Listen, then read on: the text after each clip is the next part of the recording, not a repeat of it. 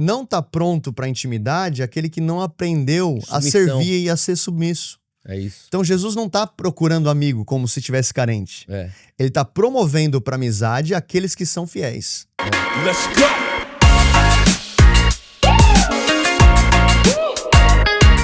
Fala galera, Theo Hayashi aqui com mais um episódio do podcast do Theo e hoje eu continuo num cenário diferente. É isso aí, eu tô aqui em Lisboa, tô em Portugal e tô aqui justamente no prédio da Zion Lisboa, no nosso estúdio que tá improvisado por enquanto, mas daqui a pouco vai se tornar um estúdio de verdade e a gente tá em obras, então a gente tá na evolução constante. Eu tô super empolgado pro episódio de hoje, porque na verdade isso aqui... Teoricamente, essa semana que eu tô aqui, entre Greenhouse na Itália e as minhas ministrações na África, no país de Gana, eu peguei essa semana para estar com a família aqui de férias. Mas, como alguém já disse que o meu hobby é trabalhar, eu falei, então eu vou relaxar um pouco e pedir pro pastor Eri Nunes, que esteve com a gente desde o início do Dunamis, fazer um podcast comigo. Eu falei, cara, vamos montar aqui alguma coisa aqui, vamos gravar um podcast. Eu tô super empolgado para entrar no conteúdo de hoje, que eu quero que ele venha dividir algumas lições de liderança. E, como sempre, aqui no podcast do Theo Hayashi, a gente fala sobre cosmovisão bíblica, de avivamento, a gente fala sobre reino de Deus, a gente fala de liderança, que é o que a gente vai falar um pouquinho hoje, e vamos falar dos acontecimentos atuais do mundo e como um cristão deve se posicionar. Então, a gente vai entrar nesse conteúdo, mas antes eu quero só falar rapidinho do meu livro, meu último livro, O Gatilho. O Gatilho tem tudo a ver com você se tornar uma pessoa na brecha, pro mover de Deus acontecer. Às vezes é uma atitude tua, uma obediência radical que muda a história.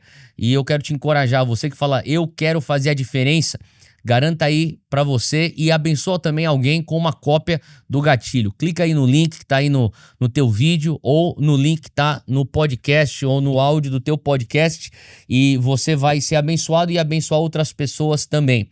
E então, sem mais delongas, Eduardo Nunes, mais conhecido como Eri Nunes, seja bem-vindo ao podcast do Theo Hayashi. Muito bom estar aqui. É isso aí. Nas tuas férias, né? É isso aí. 6 da manhã a gente já tava aqui em reunião. E em terras lusitanas. Umas férias diferentes.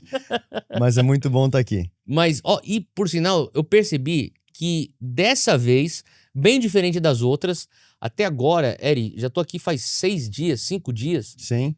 Eu não peguei ainda nenhum pastelzinho de Belém e nenhum bolinho de bacalhau.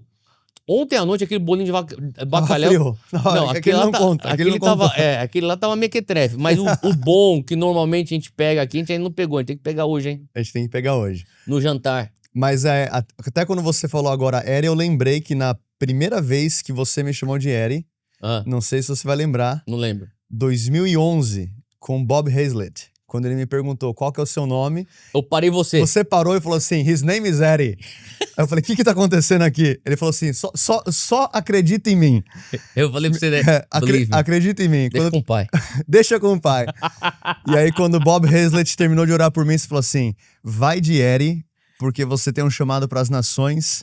E eu nem vou falar aqui como que me chamavam antes. Não, eu vou contar a história. Conta a história. Mas eu falei assim, confia em mim, acredita em mim, eu tô lembrando. Eu falei, vai de Eri, que você tem chamado pras nações, e vem na minha que tu brilha. Eu falei isso. Que é sucesso. Eu falei isso aí. Eu falei, sabe por quê? Galera, português, Eduardo é o Dudu, não é verdade? Todo mundo chama Eduardo Dudu. Sim. Agora, você vai pra falar Dudu em inglês, o que é duro?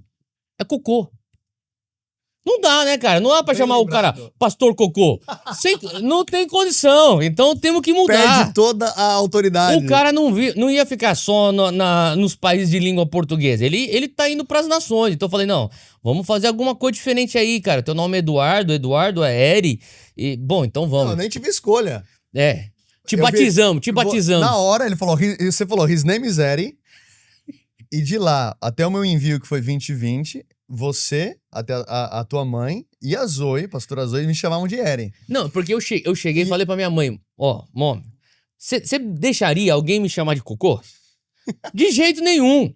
Então por que eu vou deixar ele? Não, faz sentido. Eu sou muito grato. Faz sentido. Agora, na época eu não entendi, mas eu fui na submissão, a importância de você honrar a autoridade, mesmo quando não entende. Agora, não sei se você vai lembrar dessa parte. 10 anos depois, eu tô acelerando aqui a história, tá lá você e a igreja me enviando pra Lisboa.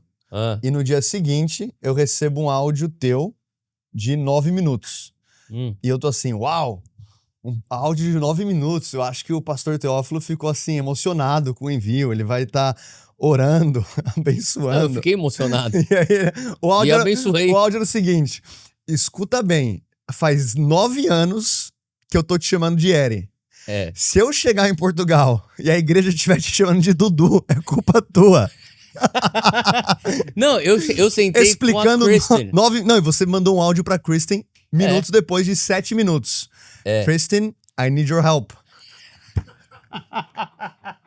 Foi bem isso. Eu falei, do you realize who you got married to? He's a man of the nations. Não pode chamar ele de duro. A Kristen é americana, ela sabe. Eu falei, what is duro?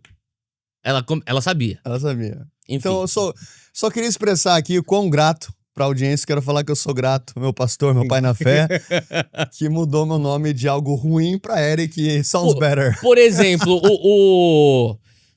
você conhece Sim. um discípulo meu, cujo nome é ultrapentecostal, Josafá. Josafá. Quem dá nome de Josafá pro filho? Só uma mãe e um pai da Assembleia de Deus. E é incrível, porque Josafá foi Homem um de Deus. baita rei, cara. É. Agora, quanto a isso, não tem nenhum problema. Eu tô total acordo. Mas daí os amigos dele chamavam ele de Fafá. Não. Falei, aí não tem condição, meu filho. Fafá, perde Não, a hombridade. Fafá não pode. Fá. Ô, Fafá. Eu falei, não. Calma aí. Melhor você ser o Jojo. Do que Fafá. Daí eles falaram, mas e tem. Jojo pode ser pra homem e pra mulher. Eu falei assim, mas, cara, o cara vai ser tão homem. O cara vai ser tão homem Que fica não forte. vai ter nem dúvida. Jojo é o nome de homem. Então, hoje eu batizei ele de Jojo. Não, então, Eri, eu sou grato. E eu imagino que o Fafá também é grato pela alteração. Pra Jojo. Que Jojo sou mais... Imagina, pastor Fafá. Não tem condição, cara. Que- Não, coitado. não tem como. Mas enfim, Essa é a primeira lição de liderança. Extrai alguma coisa disso aí. cara, você tá aqui há quanto tempo? Quase 4 anos. Na verdade, hoje é dia Hoje é dia 24 de julho. 24 de julho. Eu cheguei dia 21 de julho. Nossa, Então, completou? exatamente 4 anos e 3 dias. 4 anos e 3 dias. Então, você chegou aqui 4 anos atrás, logo pós-pandemia, Sim. né? E- No meio da pandemia ainda. ainda A gente tava... com as máscaras e aqueles Isso. cultos com E você... espaçamento. Então foi 21 que você chegou? 21. Julho de 21. A igreja já tava plantada? A gente plantou a igreja online. Eu lembro que eu vim 1 ano antes, e aí eu te liguei. Eu falei, pastor, a gente tá com um solo fértil aqui, eu acho que não dá pra esperar muito. E você falou assim, então vamos antecipar o teu envio. Quando eu voltei da Europa, chegou o Covid e fechou todas as fronteiras. E eu lembro que em oração, que eu falei, Deus, tem tanta gente preparada, o povo tá faminto. E aí o Senhor falou comigo, o mundo todo vai ficar online. Uau. Planta uma igreja online. Uau. E aí a Zion Lisboa nasceu com uma live no Instagram, no celular na minha casa. Caramba. Era 7 da manhã no Brasil, 11 aqui em Portugal. Bom dia, Zion Lisboa. Tinha ali alguns gatos pingados e foi crescendo. O Cede apareceu nessa época também? O Sede um pouco depois. Meses depois. Mas você era da época das lives também, não?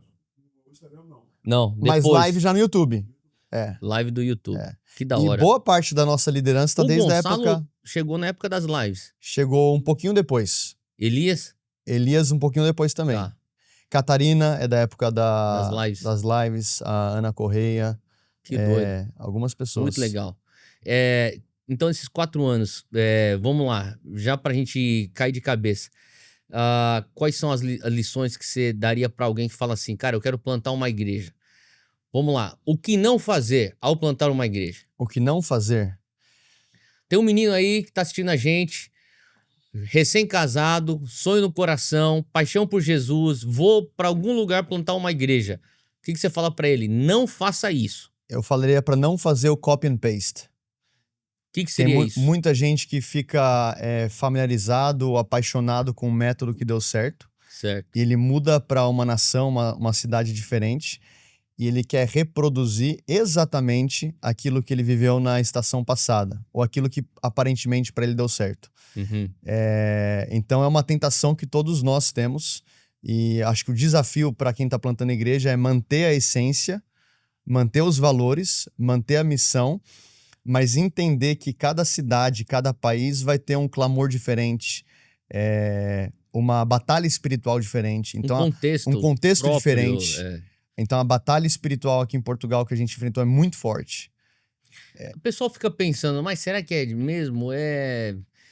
Um país que talvez não tenha tanto envolvimento com feitiçaria, bruxaria. Tem bastante. Aí, já tem algo. E nos últimos 4 anos aqui em Portugal, eu vi mais libertação de possessão demoníaca, aquelas violentas, do que talvez nos últimos 10 anos que eu vi no Brasil. Caramba. A gente teve no Greenhouse agora na Itália, você estava lá. A gente viu mais de 50 libertações.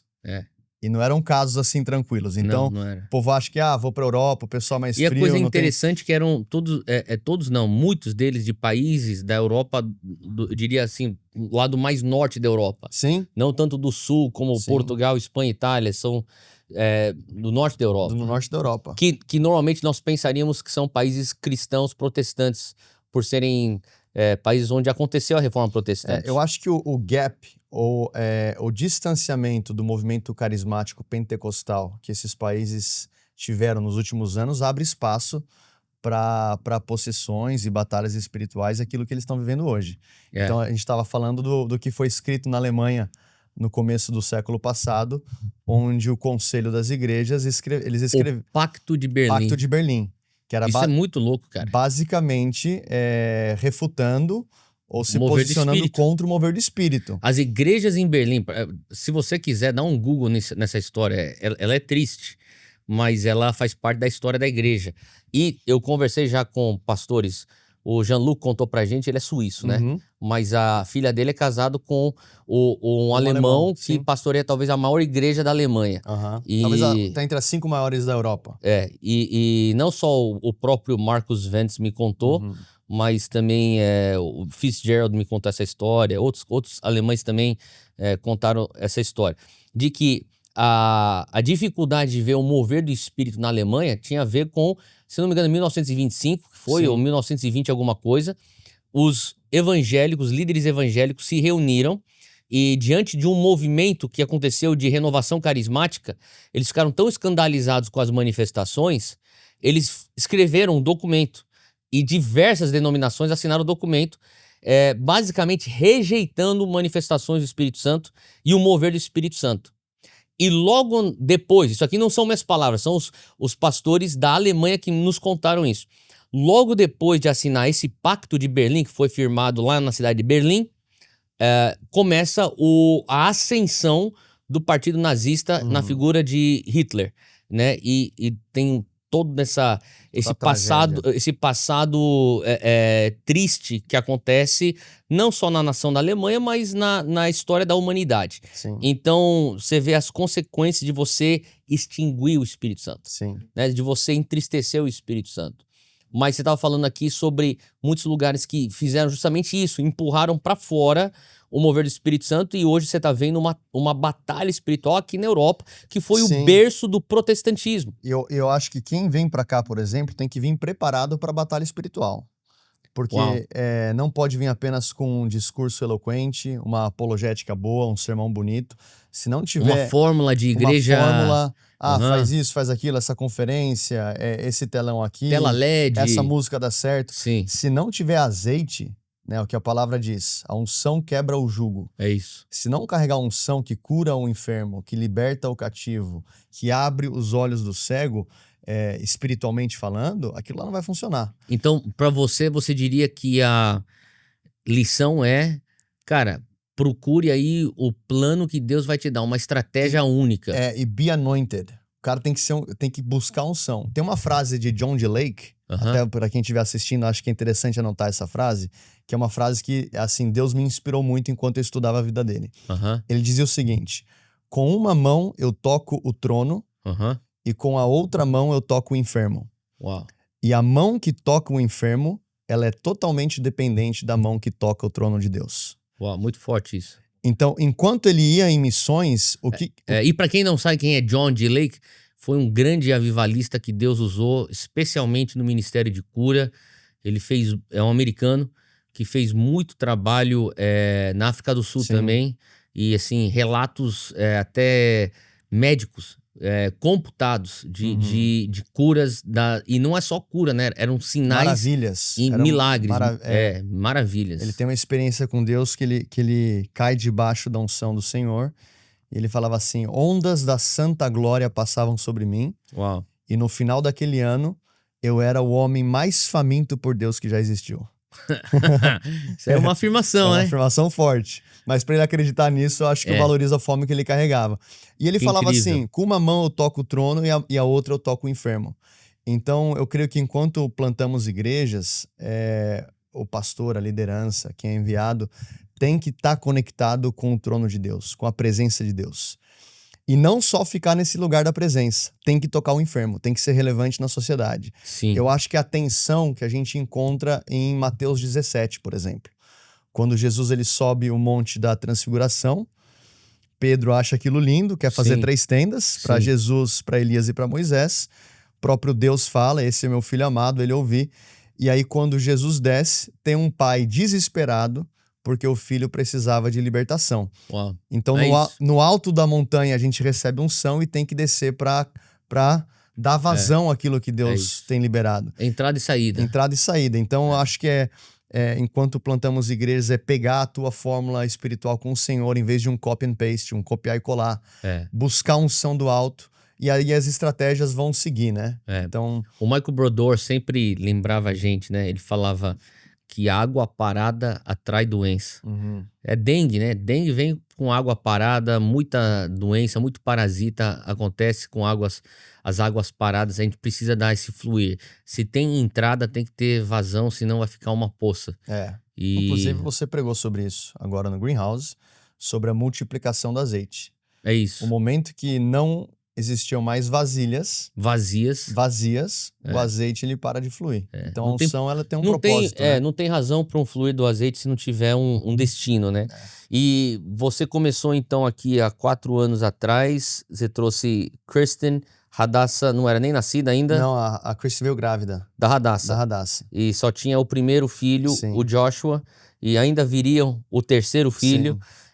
Me conta então, como é que é plantar igreja com uma família nova? Recém-casado, quer dizer, mas assim, vocês tinham o quê? Uns 5, 6 anos de casado? 6 anos de casado. 6 anos de casado, um filho de 2 anos? 3 anos, 3 anos. Como é que foi esse processo de plantar igreja com uma família tão nova? É bem desafiador, né? Mas é aquilo que você falava bastante, ó. Se você tem um chamado para ministério, casa direito. Isso é um bom conselho. Porque se não casar direito, não tem como. Porque é tensão. A gente chegou aqui e não sabia onde que ia nascer, qual que era o plano, qual que era o hospital. Nasceu num hospital público muito bom, deu tudo certo. Mas eu lembro de estar ajoelhado em casa quando eu tive o visto negado, lá em São Paulo. E eu estava ajoelhado orando: Deus, qual que é a estratégia? E aí me veio uma luz assim: vai para os Estados Unidos, a tua esposa é americana, você aplica por lá e você vai para Lisboa. E eu falei: Deus, mas eu não sei nem onde que vai nascer a minha filha, porque a Cristina estava com 6 para 7 meses. Uau. Tá avançado. E aí na hora o Espírito Santo sussurrou assim: José também não sabia onde nasceria Jesus. Caramba. Só vai. Aí eu te liguei, você estava no Havaí. Foi que mês? Foi junho ou maio. Junho ou maio. Eu falei: pastor, tenho 2 notícias. A primeira é que o visto foi negado. A segunda é que eu acho que eu ouvi de Deus de aplicar nos Estados Unidos. E aí você falou assim: e aí quando que você iria? Eu falei assim que eu puder. Era uma quarta-feira. Aí você falou assim: então vai na segunda. Até acho que você tinha falado que ela tava grávida, né? Ela tava grávida. Cara, se for em junho, o mês seguinte, a gente teve o nosso terceiro na banheira de casa, lá no Havaí. Foi nessa altura aí. Então eu falei: meu, vai dar certo. Acho que eu falei pra você: se qualquer coisa, se tiver uma banheira, vai dar certo, nasce na banheira lá. E deu certo. E eu lembro que assim, de quarta pra segunda, a gente fez a nossa mudança de vida. Do Brasil para os Estados Unidos, depois dos Estados Unidos para Portugal. Eu lembro que na fronteira ainda, entrando aqui. Os brasileiros não podiam entrar ainda, por causa do Covid. Ah, era pandemia ainda. Era pandemia. Eu entrei porque eu era agrupamento familiar da minha esposa, que ela tinha o Sim. visto. Entendi. Então eu coloquei o passaporte Junto com dela. junto com o dela. Aham, Aí ele viu, perguntou quanto tempo ela ia ficar. Ela falou aham. quanto tempo eu ia ficar. Eu falei pro meu filho, a gente vai falar inglês, os passaportes deles são americanos. Aham. Aí quando a mulher perguntou pra mim, falou assim, quanto tempo você vai ficar? Eu respondi em português, ele virou pra mim e falou assim, só em inglês, seu cara de pau. Seu cara de pau. Então, Mas deu tudo certo. O que eu queria falar é assim, a questão da flexibilidade.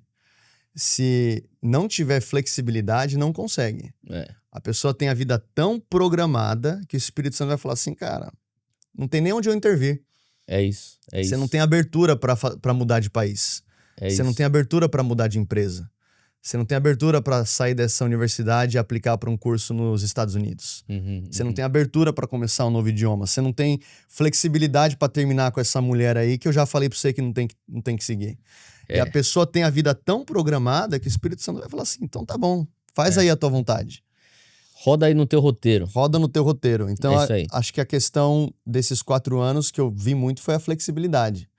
De vir pra cá e fazer culto em auditório, depois nas casas, procura, remodela, aí vai, faz uma escola em Portugal, faz outra numa fazenda na Espanha com 43 graus. Ano passado foi Ano brabo. passado foi bravo. Agora na Itália. Eu acho que essa questão de ser movido com o vento, né? É isso. E você, quando é que você chegou assim e falou assim, cara, agora o negócio embalou? Quando que você sentiu? Não, agora, pra quem não sabe, ele veio aí e plantou a Zion Lisboa. Hoje a gente tá aqui, eu tô gravando aqui, que nem eu falei, na Zion Lisboa, no prédio da Zion Lisboa. Estamos aqui no bairro do Alvalade, que é Sim. dentro de Lisboa. E a gente tem pessoas vindo de tudo quanto é canto dentro de Lisboa, de fora, pro culto. A gente tem hoje. Como é que tá hoje o cenário? Só pro pessoal entender aquilo que Deus fez em 4 anos. Eu acho que o sentimento de quando embalou foi na conferência, a primeira conferência que a gente fez aqui. Tá. Que era aquele sentimento de assim, agora temos uma casa, Sim. Deus trouxe uma provisão sobrenatural para reformar, para construir, e num prazo recorde. Eu lembro que quando eu falava com os empreiteiros, a gente precisa disso em 2 meses. Eles davam risada. Então isso aqui é impossível, eu consigo entregar em dezembro. Falei, então não, porque eu tenho que tê-lo em setembro, que era o prazo que Deus falou comigo. Certo. E aí a gente conseguiu, pela graça de Deus, fazer acontecer. E na conferência, você veio o King Adamtey Uhum. também. E quando eu percebi o tanto de gente que veio de outros países para participar da conferência, para mim deu um clique. Uhum. O Senhor começou a falar, já começou aquilo que eu falei que ia acontecer. Uau. De atrair as nações. A palavra que Deus tinha dado pra gente eram 2. Isaías 60, as nações virão até ti, e a igreja de Antioquia. Uhum. Como Atos que a 13. partir de Antioquia, em Atos 13, Paulo, né, e Barnabé foram enviados e que aqui seria um centro de envio Uau. para a Europa. E quando eu vi aquela conferência, várias dezenas de nações vindo, tradução para inglês, para espanhol, pessoas vindo de vários lugares, nem sabia de onde que estavam chegando. Sim. Para mim foi aquela questão de cair a ficha e o Senhor falou assim, já começou. Fora as salvações, os milagres. Então a gente sentiu que esse embalo ele foi muito notório a partir daquele evento. Então, quer dizer, você tá aqui, obviamente, a igreja tá com baita do embalo, a gente tá vendo Deus se mover, tá crescendo, mas ao mesmo tempo você não tá aqui só preso em Lisboa, fazendo ministério aqui. Eu sei que você tá ministrando para diversos lugares na Europa, obviamente fora da Europa, no Brasil, nas nações, Estados Unidos, daqui a pouco a Ásia, né, que a gente tava falando Sim. sobre hoje de manhã, sobre uma iniciativa na Ásia, que você vai estar liderando. Mas o que é que você tem visto na Europa? Porque eu sei que você está sempre em algum país da Europa ministrando. Como é que você descreveria para o nosso pessoal que está do outro lado do mundo ou num outro continente, o que é que Deus está fazendo na Europa? Porque a gente assiste pelas redes sociais e você vê uma invasão islâmica, você vai Sim. ver uma era pós-cristã. Mas o que de fato está acontecendo? Eu acho que tem 3 frentes que elas se chocam. Hoje é a invasão islâmica, como você falou. Tem a frente do progressismo, que é muito forte, Sim. e tem, então, a frente cristã, carismática, pentecostal. Uau. Então, quando... Três forças que estão em Três crescente. forças que estão chocando, e todas elas se odeiam. Não que a gente odeia, mas elas estão em choque. Não, elas são contrárias. São contrárias. São forças contrárias. São forças contrárias. Então não é que assim, aqui fala Islão, né? Não é que o Islão tá junto com o progressismo contra o cristianismo. Elas todas se chocam. Mas você já tem a força islâmica muito bem estabelecida, o progressismo que já vem de muito tempo. Uhum. Só que onde você vai na Europa, você vai ter Deus incendiando um povo remanescente. Uau. Então, ao mesmo tempo que você vai ver um wineskin, um odre de igreja, talvez envelhecido em alguns lugares, nesses mesmos lugares você vai ver pelo menos 5, 10 movimentos que estão clamando por um mover genuíno do Espírito. Uma fagulha, do Espírito Santo que vai se transformar numa labareda. Nós estivemos, em nome de Jesus, 2 anos atrás, no Descend Oslo. Sim, na Noruega. Na Noruega. Quando a gente entrou em parceria junto com outros ministérios, e eu lembro que foi um mover do Espírito Santo.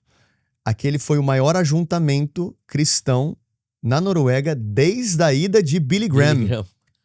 Então a gente tá falando aqui em 40 anos. Eu voltei pra Noruega 3 ou 4 meses atrás, parecia um outro país. Não, eles falaram que o Descend Oslo, assim, e você sabe que o Andy, assim, é bem pé no chão, né? Sim. Mas o Andy falou, cara, assim, pergunta pros caras lá da Noruega. Eles estão falando que o Descend em Oslo mudou o panorama espiritual da nação. O ambiente espiritual da conferência que eu fui na Noruega 3 meses atrás, parecia que eu tava ministrando numa conferência do Brasil. Não, isso aí é muito diferente do que era antes. Cura, o povo aberto para o mover do Espírito, chorando, os europeus abrindo mão do cronograma. Isso é avivamento. Let it flow, cara. Quando que... Isso aqui é avivamento puro. Estão abrindo mão da estrutura para falar, a gente quer o mover do Espírito Santo. Então você vai na Alemanha, você tem movimentos hoje de pregação nas ruas, o que não tinha muito tempo. Caramba. Salvações a rodo. Então, nesse último mês, através de um movimento de um amigo nosso em comum, 7.000 decisões por Cristo. Uau! Isso foi daquele negócio do Million... Do Million Month. Caramba. E a cidade onde mais teve pregação do evangelho no Million Month foi Lisboa. Sério? Sério, porque eles têm tudo registrado. Caramba, não sabia não. Então, assim, tem tido muita salvação. Uau. Na Europa. Então, tá bom, você tá falando sobre o panorama hoje da Europa. E pra quem tá no Brasil assistindo a gente sabe muito das nossas raízes em Portugal. Como é que tá aqui em Portugal? A igreja, não só a Zion, obviamente você vai falar, você tá aqui liderando a Zion, só que você tem contato com diversos outros pastores evangélicos aqui. O que Deus tá fazendo em Portugal, do norte ao sul? O que eu tenho escutado de pastores portugueses que já estão aqui há muito tempo é que o embalo que eles enxergam no espírito hoje é algo que eles não viam desde 90. Caramba. O que aconteceu em 90 foi a vinda de um evangelista muito famoso que é o Reinhard Bonnke. Sim. Eurofire. Era Eurofire. Era um evento que ele fazia, ele convidava também o Benny Hinn. Sim. E nas palavras do Bonnke, foi que o mover mais forte de todos os eventos que ele fez na Europa foi em Portugal. O Bonnke falava isso? O Bonnke falou isso. Só que ele não foi tão... O movimento, ou aquilo que aconteceu, não foi muito bem recebido na igreja naquela época. Porque as manifestações eram muito novas. Entendi. E aquilo... Escandalizou. Aquilo escandalizou um pouco. Ou bastante. Eu não estava aqui, foi no ano que eu nasci. Mas foi o que eu ouvi falar. E aí, desde então... O que eu tenho escutado é que eles não tinham visto esse embalo.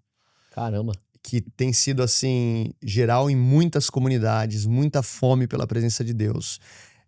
Pastores jovens têm se levantado.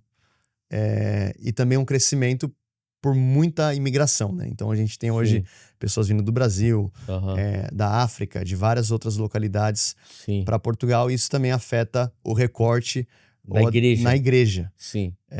Então hoje a igreja, não só em Lisboa, mas a igreja na Europa, ela é uma igreja que ela precisa ser multicultural. Porque a Europa hoje ela é um Não é uma misto, né? monocultura. Não é uma monocultura. É multicultura. A gente viu isso aí já agora, semana passada.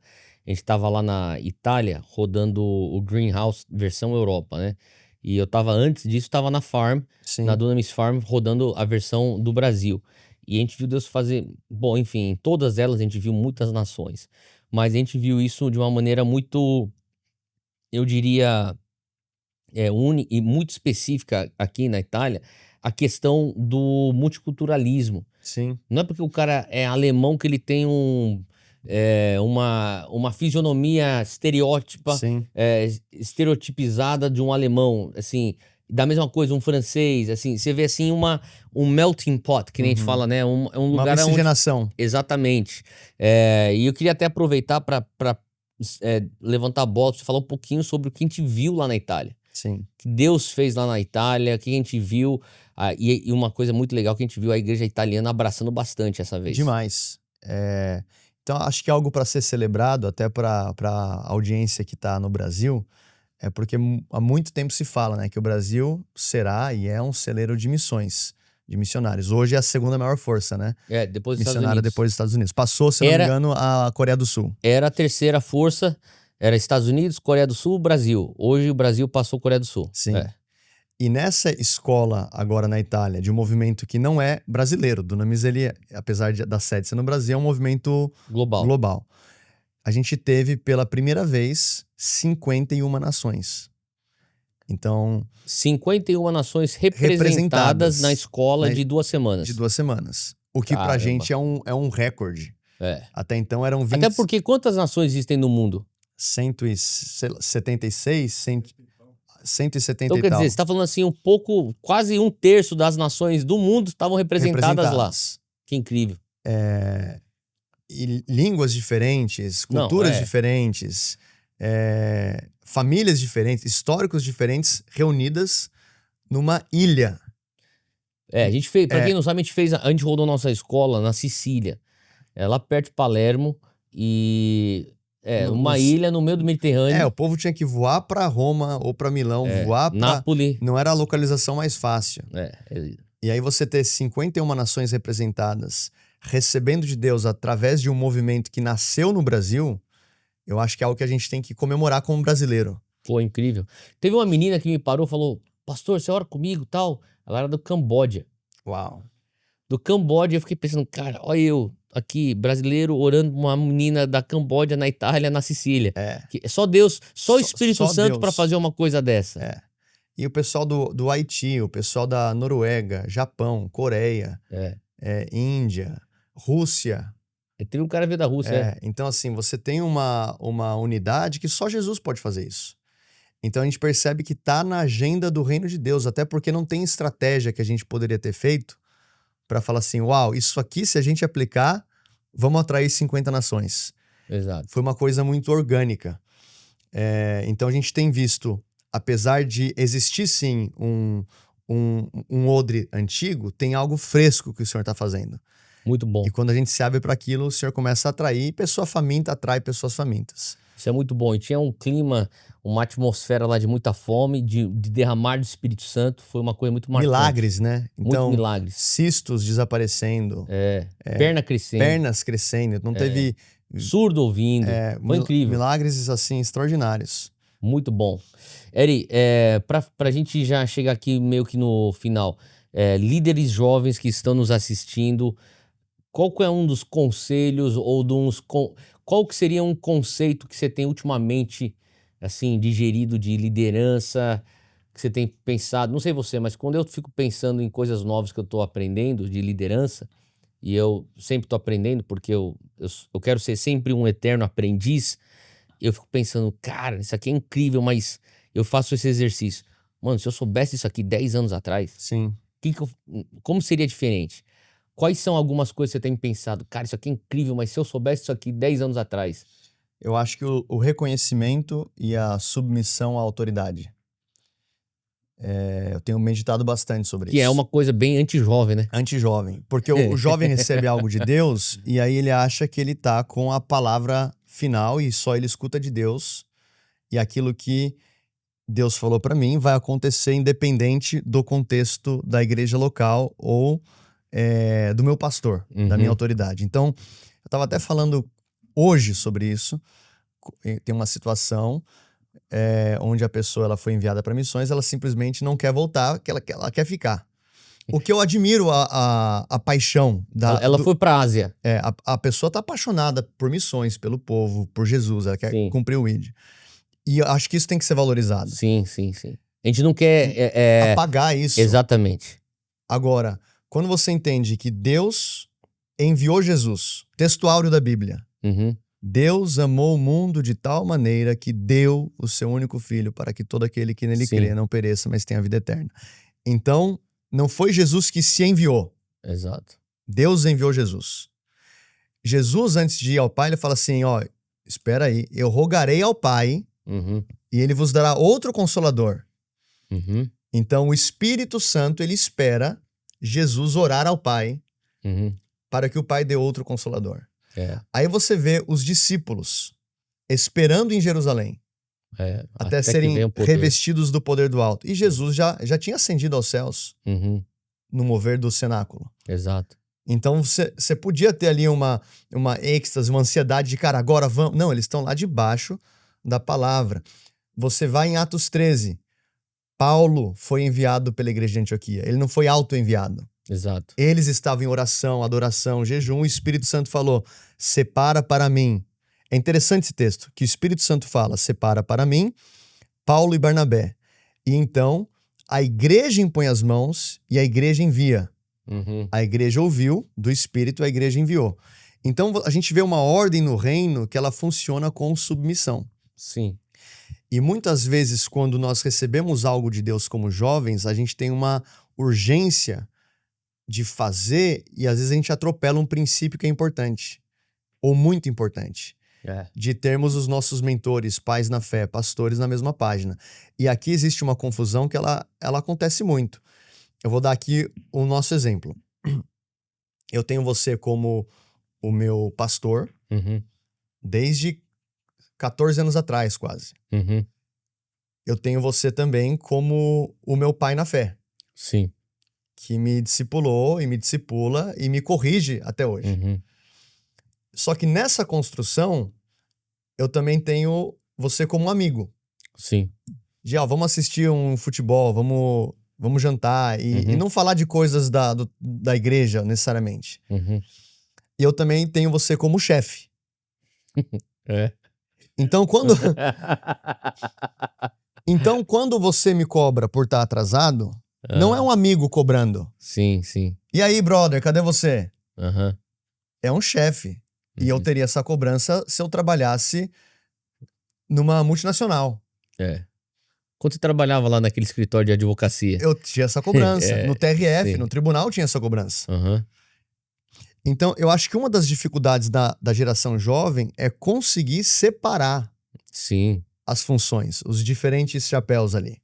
Não, agora eu tô falando com o meu chefe, agora é o meu pastor. Porque não dá tempo de falar assim, deixa eu explicar. Agora quem tá falando é o teu amigo. Vamos jogar futebol. Mas daí o cara tem um pouco de noção na vida, né? Mas esse é o desafio. Porque muitas vezes o jovem, ele se associa tanto com a questão da amizade que ele esquece o princípio da submissão, porque não aprendeu na casa. Exato. Quem não teve um pai que ensinasse honra, submissão e autoridade, ele vai ter dificuldade de fazer essa leitura na igreja. E até dentro da casa, você vê assim a questão do pai presente, mãe presente, né? Então, o cara que já cresce com a ausência da mãe ou a ausência do pai, ele vai ter que fazer um esforço extra para entender hierarquia. Então, que nem eu tava falando aqui um pouquinho antes aqui da gente entrar na gravação, sobre a minha criação. Quando meu pai foi embora, que eu tinha 8 anos de idade, eu comecei a entender, tá bom, agora a autoridade aqui em casa é minha mãe. Minha mãe que é a autoridade em casa. Só que daí eu ia pra casa dos meus primos, que eles tinham uma família bem funcional e equilibrada e saudável. Eu tinha o meu tio, que ele tinha a esposa dele, que era minha tia, e os meus primos, filhos. Então eles sabiam, durante o dia, eles tinham que se submeter a minha tia. Sim. Mas minha tia também via que tinha algumas coisas que eram mais sérias, falou assim, espera teu pai chegar. Entendeu? Então, quer dizer, e quando ele chegava, ele era a autoridade máxima. E eu vi, algumas vezes, meu tio tendo que disciplinar os meus primos, porque a disciplina da minha tia não foi Não foi suficiente suficiente. para parar eles de cometerem alguma coisa que não era o correto. Então, você já começa a entender a hierarquia. Então, você pensa uma criança, um adolescente, um jovem que não cresce com o pai presente, você tem já vácuo, está disfuncional, está desequilibrado, ele entra para o mercado de trabalho, ele entra para a vida na sociedade. Então, quer dizer, Pro ministério. é difícil o cara conseguir falar assim, tá bom, eu entendo o senso de hierarquia, de autoridade. O primeiro confronto que ele vai receber no ministério, ele vai estourar. Especialmente também se for alguma ferida com paternidade, porque assim, eu sei por mim que até eu conhecer o meu pai espiritual, eu era uma pessoa que, consciente ou inconsciente, fugia de figuras masculinas de autoridade. Eu acho que não sei se tem tempo, mas aquela história do King Adam ter te confrontando na cozinha, ela é maravilhosa. Mas acho Fica que para outro episódio. Não, porque então... eu já compartilhei, já falei. Mas a questão é essa aí. Eu acho que assim, João... Eu precisava de um homem mais forte do que eu, porque até então eu fugia de qualquer figura masculina que era de autoridade. Sim. Porque a principal que tinha que estar lá pra mim, por mim, não estava lá por mim. Então eu falei assim, cara, o principal me frustrou, por que eu vou confiar nos outros? Eu acho que essa lição que você falou, extraia uma lição para a liderança, eu acho que essa é importante para o jovem, o discernimento de autoridade, respeitar. É isso. Tem coisas que trazem para mim e falam assim, me pediram para fazer isso. Eu falei, irmão, pediu para pecar? Não. Você quer a parede azul? Ele pediu branca? Honra a autoridade. Exato. Não é um valor negociável, é simples. Então você vai para João 15, acho que para concluir, acho que é um versículo que amarra um pouco esse contexto. Que tiram muito esse texto do contexto. Jesus fala assim, eu já não chamo vocês de servos, chamo de amigos. Aí excluem o versículo anterior, que é o 9, que fala assim, eu te chamo de amigo se fizerem aquilo que eu ordeno. Em outras palavras, obediência. Não está pronto para a intimidade aquele que não aprendeu a servir e a ser submisso. É isso. Então Jesus não está procurando amigo como se tivesse carente. Ele está promovendo para amizade aqueles que são fiéis. E isso. Quando ele fala, já não te chamo de servo, não é que o título de servo já não existe. Eles são amigos, mas continuam sendo servos. Tanto que lá na frente, quando Paulo, que não foi dos 12, mas extraiu os princípios do evangelho, ele se apresenta a Filemone e fala assim, Paulo, prisioneiro de Cristo. Exato.